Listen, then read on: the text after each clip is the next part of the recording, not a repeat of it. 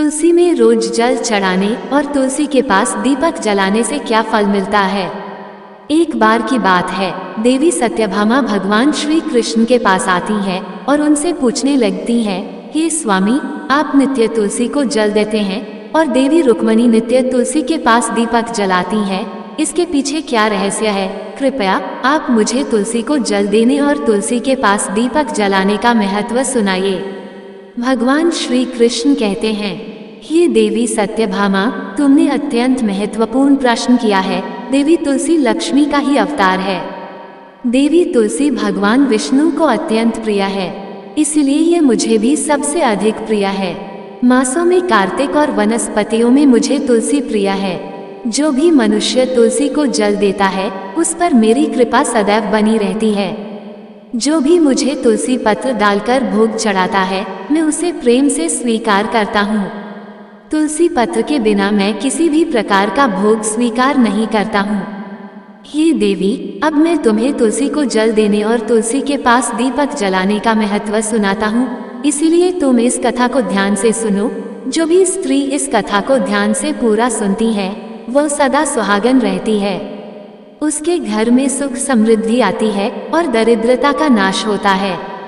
देवी सत्यभामा कहती है, हे स्वामी, मैं इस कथा को ध्यान से पूरा सुनूंगी, कृपया आप मुझसे वह कथा कहिए। तब भगवान श्री कृष्ण देवी सत्यभामा को वह कथा सुनाने लगते हैं। भगवान श्री कृष्ण कहते हैं, हे देवी, मध्य देश में श्याम शर्मा नाम का एक वैश्य अपनी पत्नी के साथ रहा करता था। वैश्य के पास किसी चीज की कोई कमी नहीं थी। ईश्वर की कृपा से उसके पास सब प्रकार के सुख ऐश्वर्य थे, किंतु उस वैश्य की कोई संतान नहीं थी, जिस कारण से वह सदैव ही दुखी रहा करता था। उसे वैद्य ने संतान प्राप्ति के लिए कई उपाय बताए। उसने दान धर्म किया, अनेक प्रकार के वैद्य भी बुलाए, उनसे नाना प्रकार के उपचार भी किया, किंतु फिर भी उसे कोई संतान नहीं हो रही थी। फिर एक दिन वो वैश्य महामुनि वशिष्ठ जी से मिलने के लिए उनके आश्रम पर जाता है। मुनि वशिष्ठ श्याम शर्मा का स्वागत करते हैं और कुशल मंगल पूछते हैं। तब वो श्याम शर्मा मुनि वशिष्ठ जी से कहता है, हे मुनिवा, मैं अत्यंत दुखी हूँ, मेरी कोई संतान नहीं है और संतान के बिना मेरा उद्धार कैसे होगा। मैंने संतान प्राप्ति के लिए अनेक उपाय भी किया, किंतु मुझे संतान नहीं हो रही है। कृपया आप ही बताइए कि मुझे किस कारण से पुत्र की प्राप्ति नहीं हो रही है। क्या मुझसे जाने अनजाने में कोई पाप हुआ है? तब मुनि वशिष्ठ जी अपनी दिव्य दृष्टि से श्याम शर्मा के पूर्व जन्म के बारे में जान लेते हैं।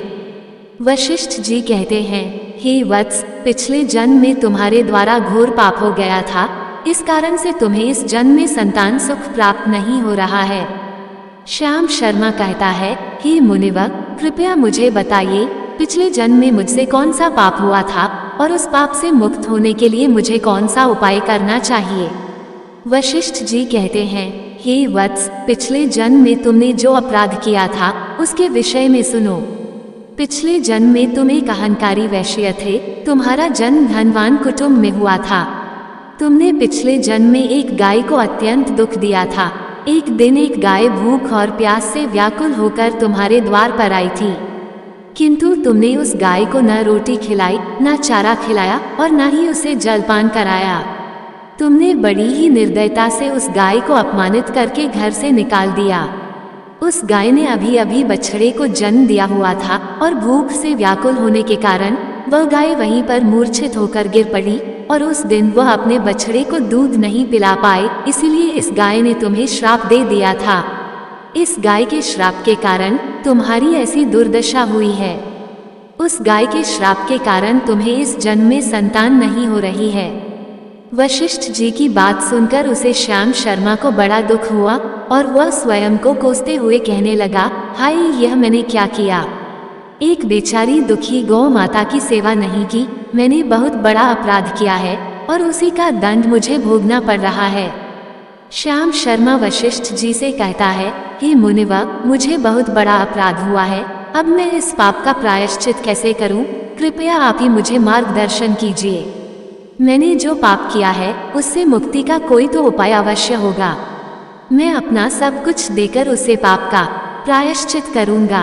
कृपया आप ही कोई उपाय बताइए, मुझे संतान प्राप्ति कैसे हो सकती है, क्योंकि शास्त्र कहते हैं पुत्र के बिना मनुष्य का उद्धार नहीं हो सकता।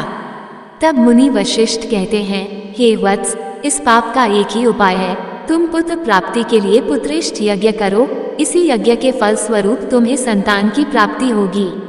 इस यज्ञ को संपन्न करके तुम ब्राह्मण को भोजन कराओ, वस्त्र और गाय का दान करो, तभी तुम्हें इस पाप से मुक्ति मिलेगी।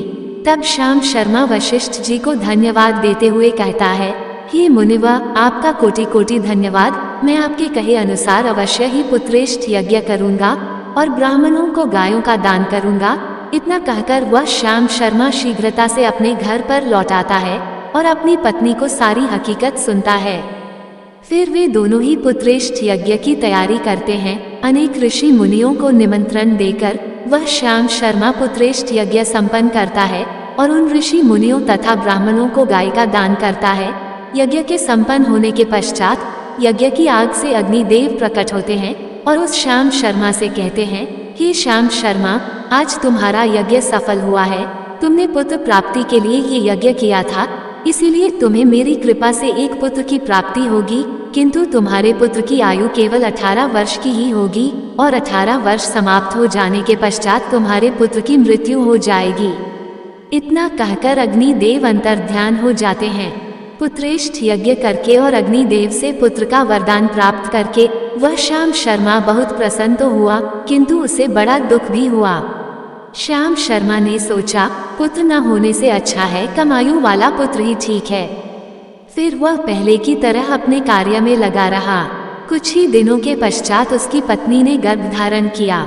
श्याम शर्मा ने पुत्र के जन्म से पूर्व किए जाने वाले सभी संस्कार किया और फिर उसे एक अत्यंत सुंदर पुत्र की प्राप्ति हुई। वो बालक बड़ा ही तेजस्वी दिखाई पड़ रहा था। श्याम शर्मा ने पुत्र के जन्म के बाद किए जाने वाले भी सभी संस्कार किया और पुत्र को गुरुकुल में शिक्षा प्रदान की। श्याम शर्मा का पुत्र जैसे जैसे बड़ा होने लगा, श्याम शर्मा को बहुत अधिक चिंता सताने लगी। फिर जब उसका पुत्र 16 वर्ष का हुआ तो श्याम शर्मा की पत्नी ने उससे कहा, अब हमें अपने पुत्र का विवाह कर देना चाहिए। हमारा पुत्र अब विवाह के योग्य हो गया है। श्याम शर्मा ने कहा, हे प्रिय, विधि के विधान के अनुसार हमारे पुत्र की आयु केवल 18 वर्ष की ही है। 18 वर्ष के पश्चात हमारे पुत्र की मृत्यु हो जाएगी, इसीलिए हमें इसका विवाह करके किसी कन्या के जीवन को बर्बाद नहीं करना चाहिए। वह तो 2 वर्षों बाद विधवा हो जाएगी, फिर उसे जीवन में अनेक कष्ट सहन करने पड़ेंगे। लेकिन श्याम शर्मा की पत्नी नहीं मानी, वह अपने पुत्र का विवाह होता देखना चाहती थी। श्याम शर्मा की पत्नी कहती है, हे नाथ, कुछ भी हो, मैं अपने पुत्र को अविवाहित मरते हुए नहीं देख सकती। हमारे पास किस चीज की कमी है? हमारी पुत्र वधू इस संपत्ति को प्राप्त करके सुखी जीवन जी सकती है। इसलिए अब आप संकोच न करें और हमारे पुत्र के लिए सुंदर कन्या की खोज करें। अपनी पत्नी के मन के आगे श्याम शर्मा की एक न चली और फिर वह पुत्र के विवाह के लिए मान गया। फिर उसने पास ही के नगर में रहने वाले एक अत्यंत गरीब वैश्य की पुत्री के साथ अपने पुत्र का विवाह संपन्न किया। श्याम शर्मा की बहू का नाम सुभद्रा था। वह अत्यंत गुणवान, चरित्रवान और पतिव्रता नारी थी। वह अपने पति के मृत्यु की बात को नहीं जानती थी।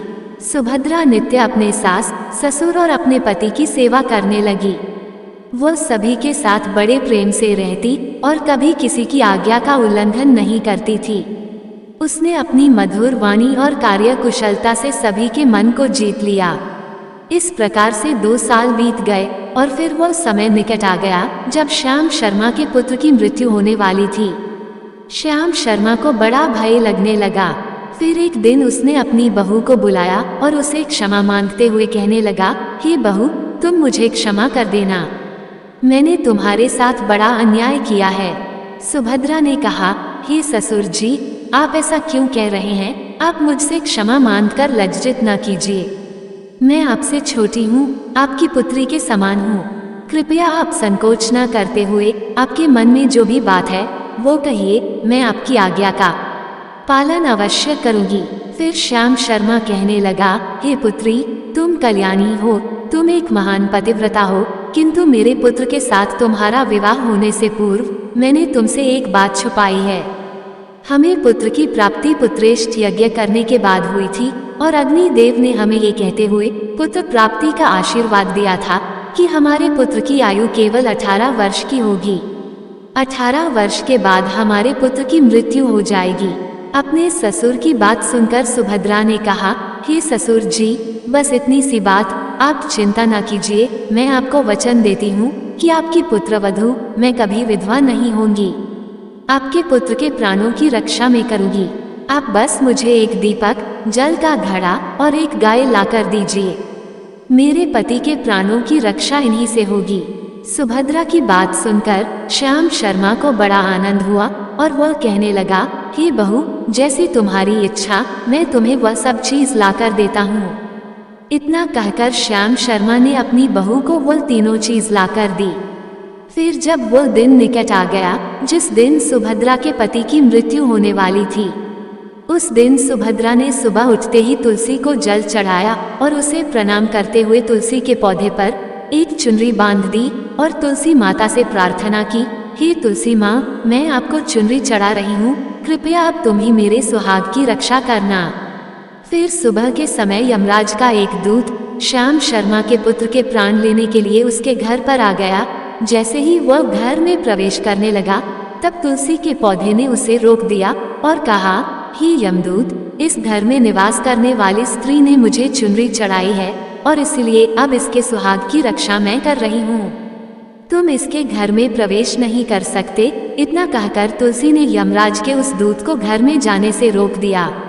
वह दूत भयभीत होकर सुभद्रा के पति के प्राण लिए बगैर ही यमपुरी लौट गया।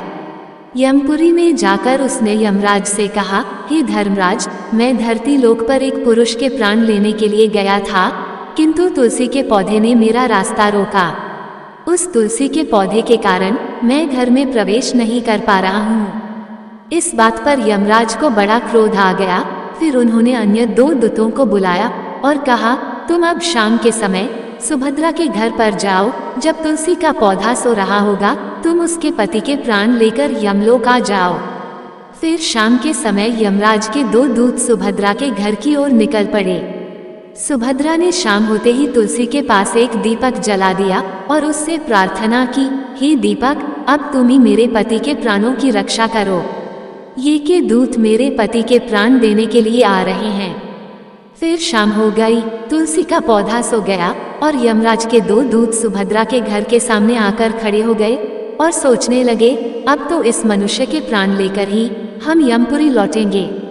जैसे ही यम के दूत सुभद्रा के घर में प्रवेश करने लगे, तुलसी के पास लगाए हुए दीपक ने उनका रास्ता रोक दिया और कहा, हे दूतों, तुम अब इस सुभद्रा के पति के प्राण नहीं ले जा सकते। उस स्त्री ने मुझे प्रज्वलित करके उसके पति के प्राणों की रक्षा करने की प्रार्थना की है, इसीलिए अब मैं उसके पति के प्राणों की रक्षा कर रही हूँ। इसलिए तुम आज उसके पति के प्राण नहीं ले जा सकते। तुम यहीं से लौट जाओ, नहीं तो मैं सब कुछ जलाकर भस्म कर दूंगी और मेरी अग्नि में तुम दोनों भी जलकर भस्म हो जाओगे। उस दीपक की बात सुनकर यमराज के दोनों दूत अत्यंत भयभीत हो गए और फिर से लौटकर यमराज के पास चले गए। वहां पर जाकर उन्होंने यमराज को सारा वृतांत सुनाते हुए कहा, हे यमराज, आपकी आज्ञा का पालन करते हुए हम दोनों शाम के समय उस पुरुष के प्राण लेने के लिए गए थे, किंतु तुलसी के पास लगाए हुए दीपक ने हमारा रास्ता रोक दिया, इसीलिए हम खाली हाथ ही लौट आए हैं।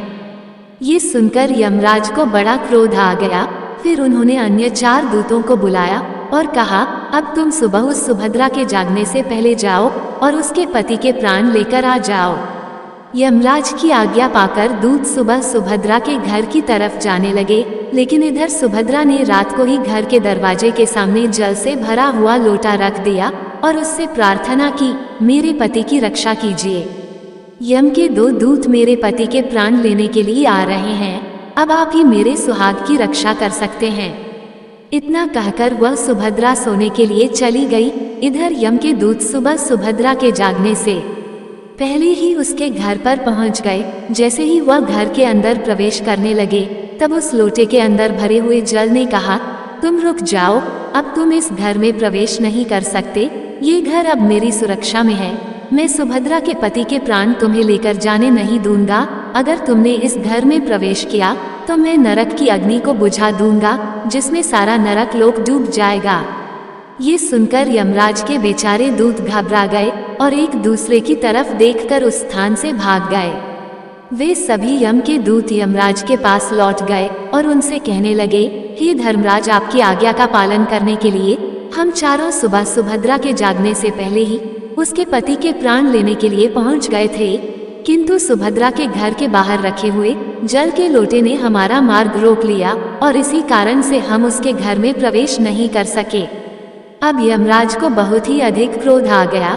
इस बार उन्होंने 8 यमदूतों को बुलाया और कहा, हे यमदूतों, अब शीघ्रता से जाओ और बलपूर्वक उस मनुष्य के प्राण खींचकर यमलोक लेकर आओ। फिर वह 8 यमदूत यमराज की आज्ञा का पालन करते हुए पृथ्वी लोक पर उस सुभद्रा के घर के पास आते हैं तो देखते हैं उस सुभद्रा के घर के सामने एक गाय खड़ी है। सुभद्रा ने यमदूतों के आने से पहले ही अपने घर के सामने गाय को बांध दिया था और गौ माता से विनती की थी, हे गौ माता, आज यमदूत मेरे पति के प्राण लेने के लिए आ रहे हैं। अब आप ही मेरे सुहाग की रक्षा कर सकती हो। हे गौ माता, मैं आपकी शरण में आई हूँ, कृपया मुझे विधवा होने से बचा लीजिए।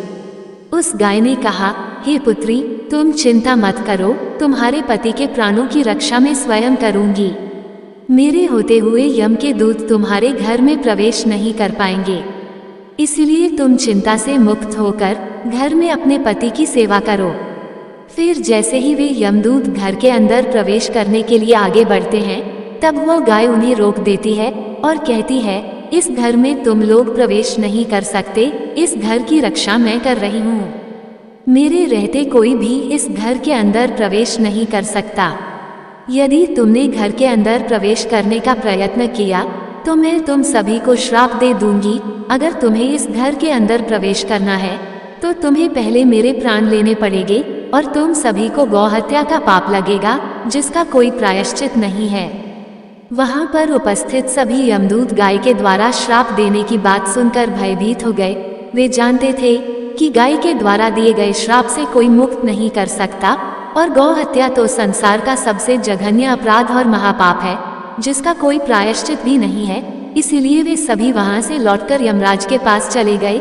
यमपुरी जाकर उन यमदूतों ने यमराज को सारा वृतांत सुनाते हुए कहा, हे धर्मराज, उस सुभद्रा के पति के प्राणों की रक्षा एक गाय कर रही है। उस गाय ने हमें श्राप देने की बात कही, इसीलिए हम सभी भयभीत होकर वापस लौट आए हैं। हम में गाय का सामना करने की शक्ति नहीं है। उन यमदूतों की बात सुनकर यमराज आग बबूला हो गए और स्वयं भैंस पर सवार होकर पृथ्वी लोक की ओर निकल पड़े। यमराज अपने भैंस पर सवार होकर उस सुभद्रा के घर के पास चले आते हैं। यमराज को अपने घर के सामने खड़ा हुआ देखकर सुभद्रा भयभीत हो जाती है और जल्दी से आकर यमराज के चरण स्पर्श करके उन्हें नमस्कार करती है और उनकी स्तुति करने लगती है। हे यमराज, आप तो तीनों लोगों के प्राणियों पर कृपा करने वाले महान देवता है। इस संसार के समस्त प्राणियों के पाप और पुण्य का लेखा जोखा आप अपने पास रखते हैं। हे न्याय के देवता धर्मराज, मैं सत्य धर्म का पालन करने वाली पतिव्रता स्त्री हूँ। मैं आपको बारंबार नमस्कार करती हूँ, कृपया मुझे आशीर्वाद दीजिए। सुभद्रा के द्वारा की गई स्तुति से यमराज अत्यंत प्रसन्न होते हैं और उसे अनजाने में ही सदा सुहागन रहो ऐसा कहकर आशीर्वाद देते हैं। फिर जब यमराज सुभद्रा के पति के प्राण ले जाने के लिए आगे बढ़ते हैं तो सुभद्रा कहती है, हे धर्मराज, आपने अभी मुझे सदा सुहागन रहने का आशीर्वाद दिया है और अब आप मेरे पति के प्राण लेने जा रहे हैं। इससे तो आपका आशीर्वाद झूठा साबित हो जाएगा। ये सुनकर धर्मराज रुक जाते हैं और सुभद्रा की ओर देखकर मुस्कुराने लगते हैं। सुभद्रा के निर्मल हृदय और अपने पति के प्रति समर्पण भाव को देखकर यमराज अत्यंत प्रसन्न होते हैं। सुभद्रा की ओर देखकर यमराज कहते हैं, हे पुत्री, आज तुमने साक्षात मृत्यु को ही पराजित किया है। मैं तुम्हारे पतिव्रत धर्म से अत्यंत प्रसन्न हूँ। अब मैं तुम्हारे पति के प्राण छोड़ देता हूँ। तुम्हारी जो भी मनोकामना है वह मुझसे मांग लो। तब सुभद्रा ने कहा, हे धर्मराज, मैं अपने पति के लिए 100 वर्ष की आयु मांगती हूँ। मेरे लिए मेरे पति ही परमेश्वर है। मैं अपने पति को छोड़कर जीवित नहीं रह सकती, इसीलिए आप मुझे यही वरदान दीजिए। तब यमराज प्रसन्न होकर कहते हैं, तथास्तु हे कल्याणी, आज से जो भी स्त्री अपने घर के सामने तुलसी का पौधा लगाती है, तुलसी के पास शाम को दीपक जलाती है, जिस घर के सामने गाय बंधी होती है और जो स्त्री अपने घर के सामने जल का लोटा रखती है, उसके घर में कभी मेरे दूत प्रवेश नहीं करेंगे। इतना कहकर यमराज उस स्थान से अंतर्ध्यान हो जाते हैं। भगवान श्री कृष्ण कहते हैं, हे देवी, इस प्रकार से उस सुभद्रा ने अपने पतिव्रता धर्म का पालन करके उसकी मृत्यु को टाल दिया था।